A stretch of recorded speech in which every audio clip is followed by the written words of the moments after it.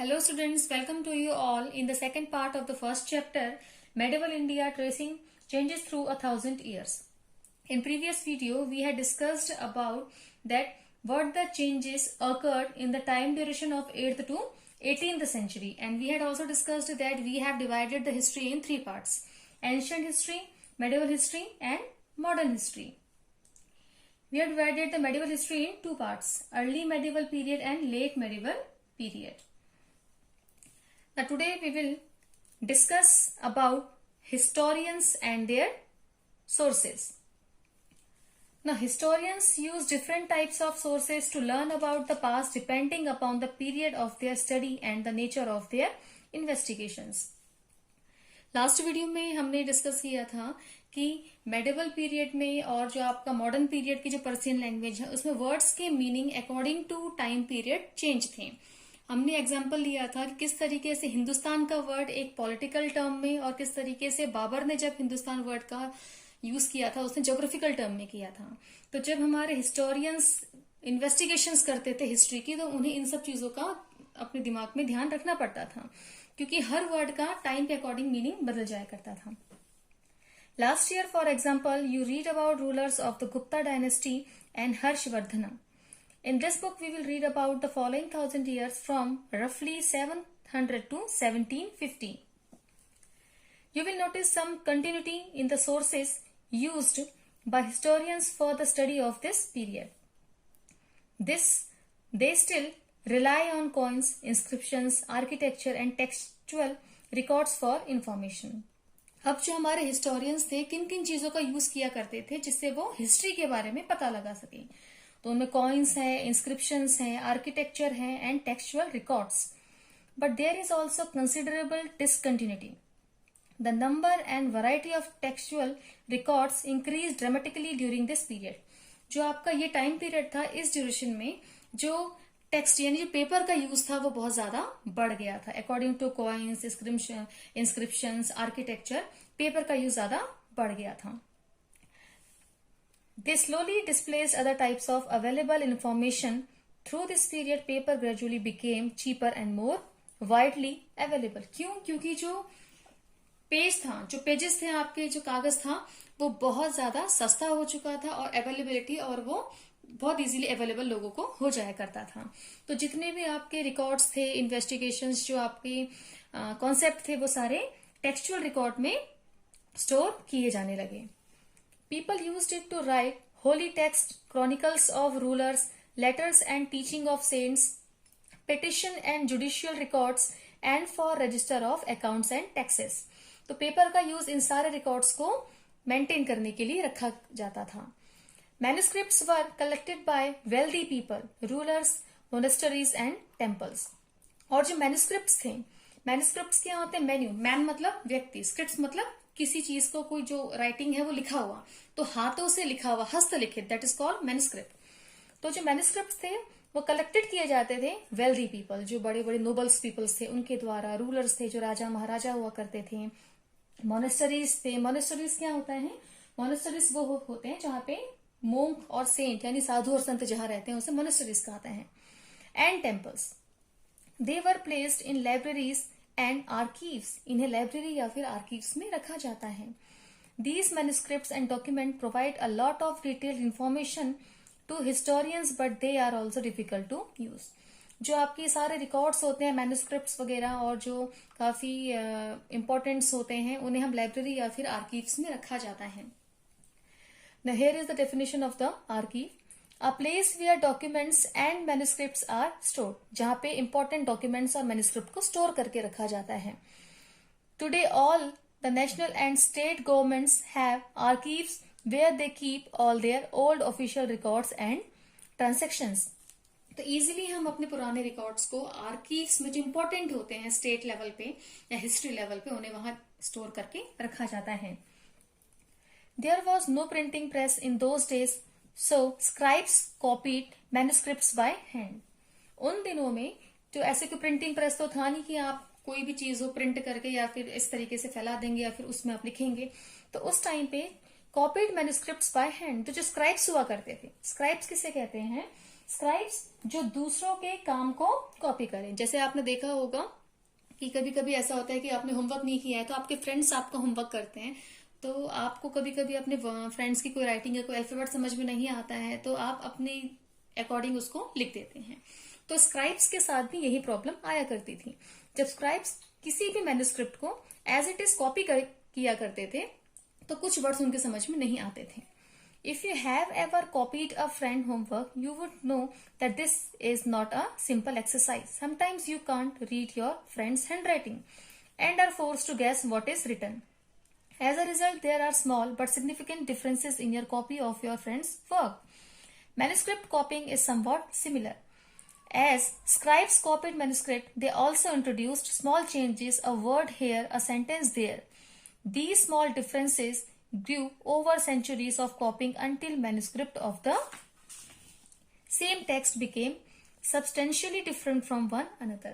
और ऐसा होते होते कई साल, कई ऐसे टाइम पीरियड बीतते चले गया, स्क्राइब्स मैन्युस्क्रिप्ट को कॉपी करते गए, एक वर्ड एक सेंटेंस चेंज होते होते टाइम ड्यूरेशन के साथ साथ उनमें काफी सारा वेरिएशन और डिफरेंसेस देखने को मिले। This is a serious problem because we rarely find the original manuscript of the author today. We are totally dependent upon the copies made by later scribes. क्योंकि जो हमारा एंशियंट टाइम है उस time के जो रिकॉर्ड्स हमारे पास available होना बहुत मुश्किल थे। मतलब रियल जो हमारा ओरिजिनल मैन्युस्क्रिप्ट है वो हमें प्राप्त होना बहुत मुश्किल था। तो हमारे पास जो भी रिकॉर्ड है वो स्क्राइब्स के द्वारा लिखे गए हैं। अभी मैंने आपको बताया था कि स्क्राइब्स क्या होता है, जो एज इट इज मैन्युस्क्रिप्ट को क्या करें, कॉपी करें। A person who makes the copy of manuscript and documents.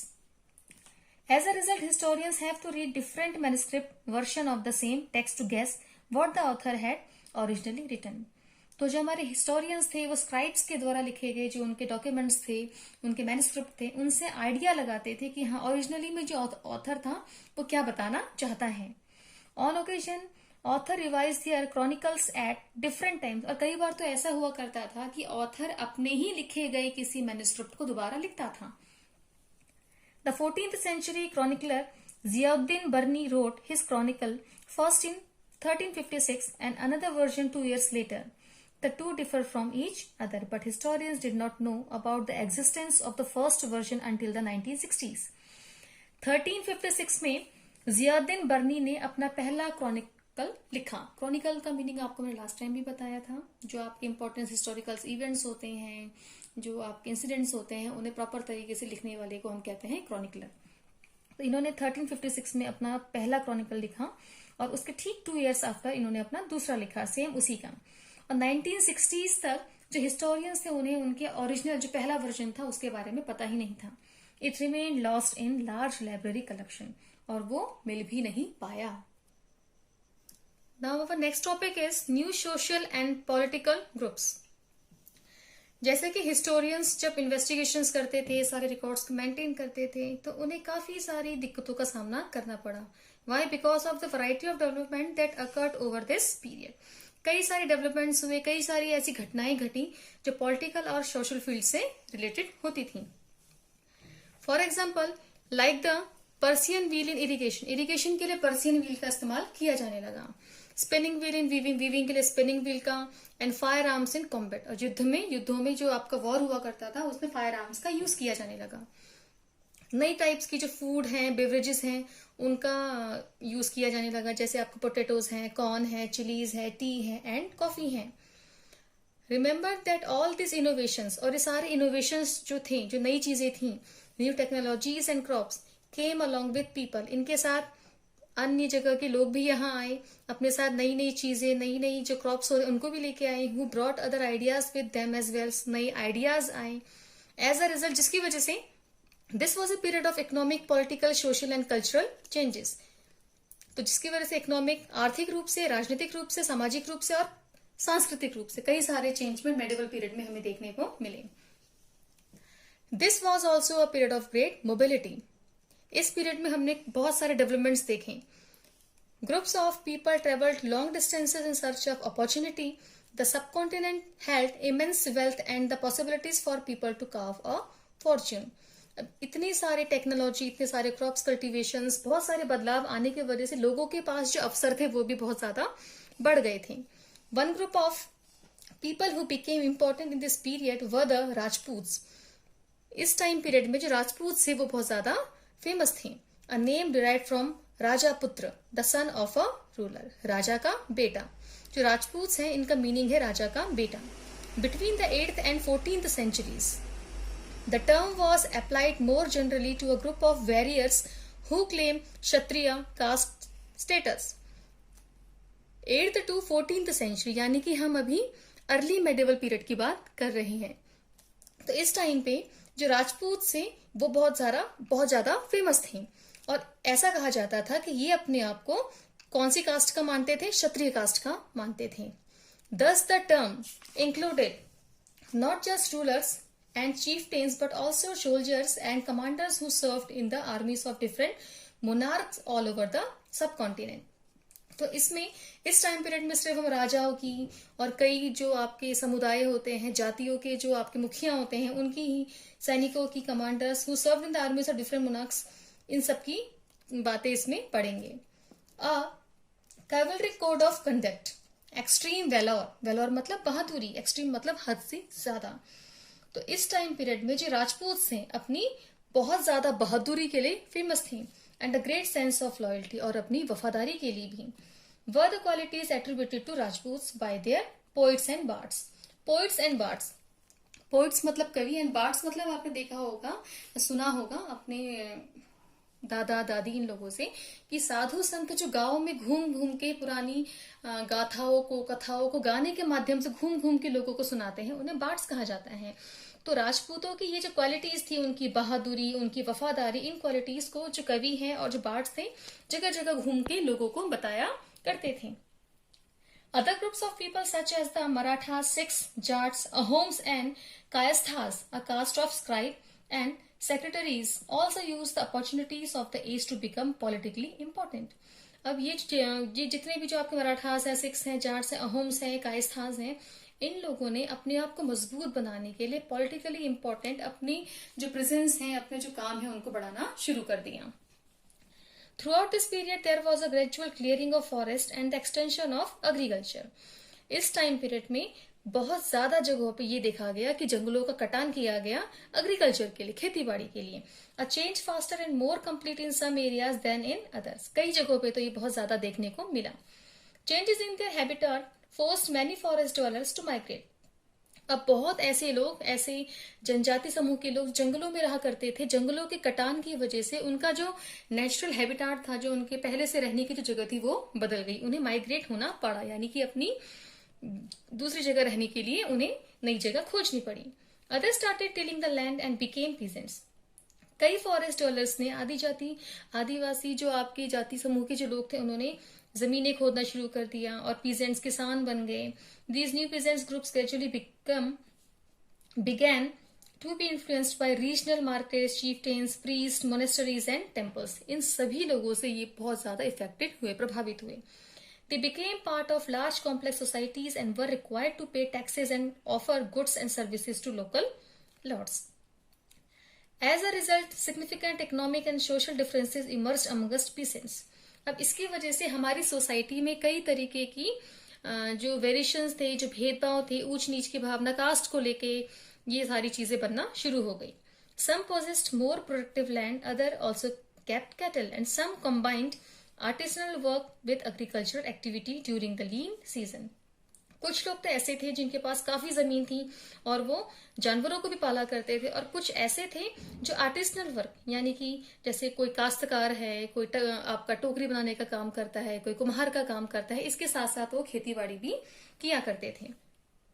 As society became more differentiated, people were group into jatis. जब लोगों के बीच में ये सारी विभिन्नता देखी गई, काम को लेके, उनकी जो फाइनेंशियल कंडीशन थी उनको लेके, तो सोसाइटी जातीज में डिवाइड हो गई और सब caste, and ranked on the basis of their background and their occupation. तो उसके बाद हमारी सोसाइटी ने इन लोगों को, या हमारे पूरे समुदाय को, ऑक्यूपेशन, उनके व्यवसाय और उनके बैकग्राउंड के बेस पे उन्हें डिवाइड करना शुरू कर दिया। Ranks were not fixed permanently and varied according to the power, influence and resources controlled by member of the जाति। तो जो उस जाति का मुखिया हुआ करता था, जैसे आजकल हम कहते हैं गांव में सरपंच होता है, ग्राम प्रधान होते हैं, तो ऐसे ही उस जाति का जो मुखिया हुआ करता था वो सारे के सारे जो रिसोर्सेस थे और जो पावर थे उसकी हाथों में रहा करती थी। The status of the same jati could vary from area to area. और कभी कभी ऐसा हुआ करता था कि एक ही जाति के लोग अलग अलग गांव में उनके जो रहन सहन, जो उनकी विचारधाराएं थी, उसमें बहुत सारे अंतर देखने को मिलते थे। Jatis frame their own rules and regulations to manage the conduct of their members. These regulations were enforced by an assembly of elders described in some areas as the Jati Panchayat. कुछ जगहों पे उनके एरिया के, जो उनके group के जो elders हुआ करते थे, जो बड़े बुजुर्ग हुआ करते थे, वो उसके हेड बन जाया करते थे और उनके हेड को वो सारे हेड्स मिलके एक पंचायत बनाते थे जिसे हम जाति पंचायत कहते हैं। But jatis were also required to follow the rules of their village. Several villages were governed by a chieftain. Chieftain means होता है उस समुदाय का मुखिया। Together they were only one small unit of a state. और वो state का खाली एक छोटा सा समूह, एक हिस्सा हुआ करते थे। तो आज हमने इस चैप्टर में पॉलिटिकल और सोशल चेंजेस जो आए हैं मेडिवल पीरियड में, और कौन कौन से जो आपके, जैसे राजपूत के बारे में हमने अभी पढ़ा कि 8th to 14th सेंचुरी में जो राजपूत थे वो बहुत ज्यादा फेमस थे। बहुत सारे अलग भी ऐसे डायनेस्टीज थे जैसे आपके मराठा, सिख्स, जाट्स, अहोम्स और कायस्थास जो किस कास्ट के थे, स्क्राइब्स कास्ट के थे। ये भी पॉलिटिकल इवेंट में बहुत ज्यादा इन्वॉल्व हुए और किस तरीके से एग्रीकल्चर को ज्यादा फोकस किया गया, न्यू इरिगेशन सिस्टम को लागू किया गया और इसमें आपका जैसे व्हील का यूज किया गया, स्पिनिंग व्हील का यूज किया गया, युद्धों में आपके फायर आर्म्स का यूज किया गया। मतलब बहुत सारे पॉलिटिकल और सोशल चेंजेस हमें इस टाइम पीरियड में देखने को मिले। Now on the basis of this video you have to answer these questions in page number 14। Question number first, who was considered a foreigner in the past. ये मैंने आपको first video में बताया था कि पास्ट में फॉरेनर किसको कहा जाता था। और आपको याद होगा कि एक ही गांव में रहने वाले लोग फॉरेनर नहीं कहलाते थे, दूसरे गांव के लोग या फिर शहर में रहने वाले लोग गांव वालों के लिए फॉरेनर कहलाते थे। लेकिन प्रेजेंट टाइम में जो फॉरेनर है वो कौन से हैं, जो अदर कंट्रीज के होते हैं। तो यहाँ आपका पास्ट के बारे में पूछा गया है। क्वेश्चन को ध्यान से समझिएगा। Second question, state whether true और फॉल्स। आपको ट्रू फॉल्स लिखना है। You don't need to write the questions. आप सीधे question number 2 state true and false. Answer A true, false जो भी आपका है वो आप लिखेंगे। We do not find the inscriptions for the period after 700. 700 period के बाद हमें inscriptions as a record नहीं मिलते हैं। Second, the Marathas asserted their political importance during this period. इस दौरान मराठास ने अपने political importance बताने की कोशिश करी। Forest dwellers were sometimes pushed out of their land with the spread of agricultural settlements. Agriculture को ज्यादा फोकस करने के लिए जो जंगलों में रहने वाले थे, फॉरेस्ट ड्वेलर्स थे, उन्हें अपने सेटलमेंट्स के लिए बाहर की ओर जाना पड़ा, यानी अपनी जगह छोड़नी पड़ी। ये डी वाला पोर्शन आप नहीं करेंगे क्योंकि मैंने आपको नहीं पढ़ाया है। The third question, fill in the blanks. A, B, C ये तीनों आपको करने हैं। Archives are places where dash are kept. Archives में क्या स्टोर किया जाता है, अभी मैंने आपको बताया था। इसका आंसर आपका पेज नंबर 7 में, सॉरी 7 में नहीं है, पेज नंबर 5 में है। नेक्स्ट है आपका B, dash was a 14th century chronicler. 14th century के कौन क्रॉनिकलर थे, उनका नेम मेंशन करना है बी में। सी, dash dash dash dash and dash were some of the new crops introduced into the subcontinent during this period. आज की video में हमने कुछ क्रॉप्स के बारे में पढ़ा था, जैसे टी, पोटैटो, ये आप उस पैरा में देख सकते हैं। वो आपको यहाँ उन क्रॉप्स के नेम लिखने हैं। कुछ क्रॉप्स थे, कुछ बेवरेज थे, उनके नेम आपको यहाँ पे लिखने हैं। सो आई होप आप अपना होमवर्क बिल्कुल neat and clean hand writing में अपनी रफ नोटबुक में करेंगे। अभी आप इस काम को फेयर नहीं करेंगे। So wait for the next video. Thank you.